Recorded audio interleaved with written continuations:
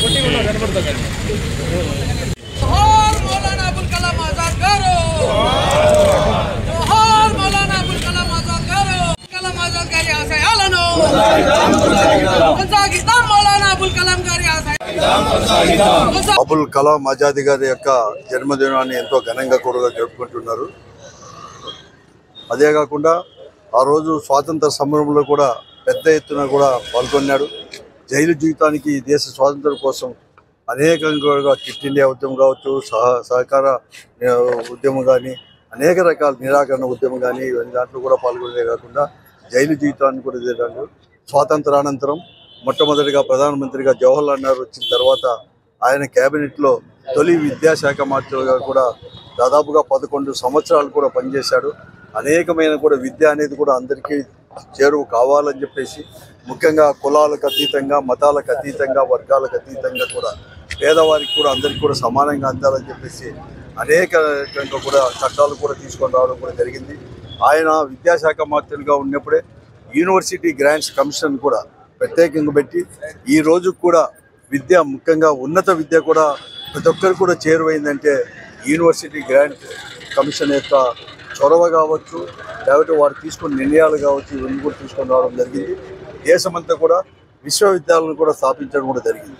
అంతేకాకుండా ఒక లౌకిక స్ఫూర్తితో కూడా, ఎందుకంటే ఆయన స్వయంగా కూడా ఒక కవి కూడా, ఆయన కూడా తర్వాత జర్నలిస్ట్ కూడా, అంతకంటే ముఖ్యంగా కూడా అందుకోసమే దేశమంతా కూడా లౌకిక స్ఫూర్తితో కూడా ముందుకు పోవడం కూడా జరిగింది. అందుకోసమే డాక్టర్ వైఎస్ రాజశేఖర రెడ్డి గారు ముఖ్యమంత్రిగా ఉన్నప్పుడు కానీ, జగన్మోహన్ రెడ్డి గారు ముఖ్యమంత్రిగా ఉన్నప్పుడు కానీ లౌకిక వాదానికి కూడా కష్టపడి లౌకిక స్ఫూర్తితో, అంటే ఇటువంటి అబుల్ కలాం ఆజాద్ గారి యొక్క అటువంటి గొప్ప మనుషుల యొక్క స్ఫూర్తితో కూడా ప్రభుత్వాలు కూడా నడిపేదే కాకుండా మరీ ముఖ్యంగా మైనార్టీలో వర్గాల్లో కూడా చాలామంది కూడా వెనుకబడినారు.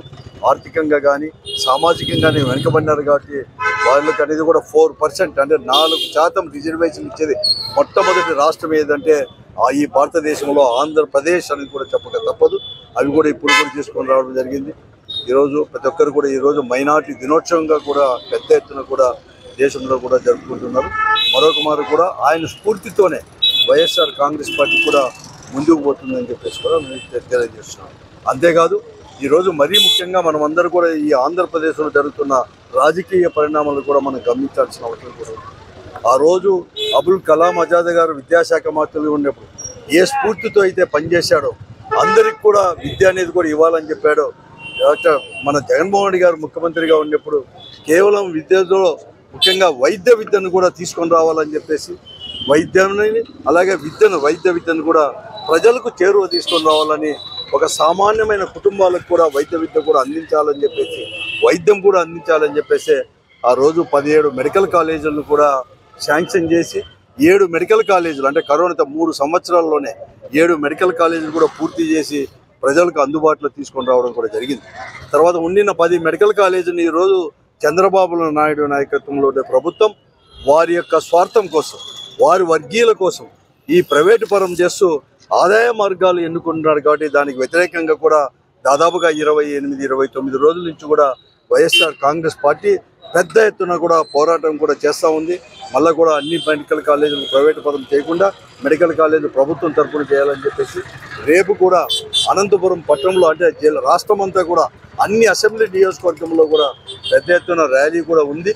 దాంట్లో భాగంగానే అనంతపురం జిల్లా కేంద్ర పట్టణంలో కూడా ప్రభుత్వ ఆర్ట్స్ కాలేజ్ దగ్గర నుంచి ఆర్డీఓ ఆఫీస్ వరకు కూడా ర్యాలీ ఉంటారు. కాబట్టి ప్రతి ఒక్కరు కూడా, ముఖ్యంగా వైఎస్ఆర్ కాంగ్రెస్ పార్టీ శ్రేణులు కావచ్చు, కార్యకర్తలు కావచ్చు, నాయకులు, ప్రజాప్రతినిధులు, వారితో పాటు కూడా విద్యార్థులు, మేధావులు, ప్రజా సంఘాలు, అన్ని వర్గాల ప్రజలు కూడా దాంట్లో పాల్గొని ప్రజల యొక్క అభిప్రాయాన్ని ప్రభుత్వానికి చెప్పే విధంగా కూడా ఆ ర్యాలీలో పాల్గొనాలని చెప్పేసి ప్రతి ఒక్కరికి నేను మనవి చేస్తున్నాను. పార్టీ ఆఫీసులో ఈరోజు మౌలానా అబ్దుల్ కలాం గారి జయంతి కార్యక్రమాన్ని నిర్వహించడం జరిగింది. ఆయన చిత్రపటానికి పూలమాలలు వేసి నివాళులు అర్పించడం జరిగింది. గొప్ప స్వాతంత్ర సమరయోధుడు మౌలానా అబ్దుల్ కలాం ఆజాద్ గారు సాహితీవేత్త, తత్వవేత్త, కవితా సంపుటి కలిగినటువంటి మహానేత ఆశయాలను కొనసాగించాలని కూడా కోరుకుంటా ఉన్నాను.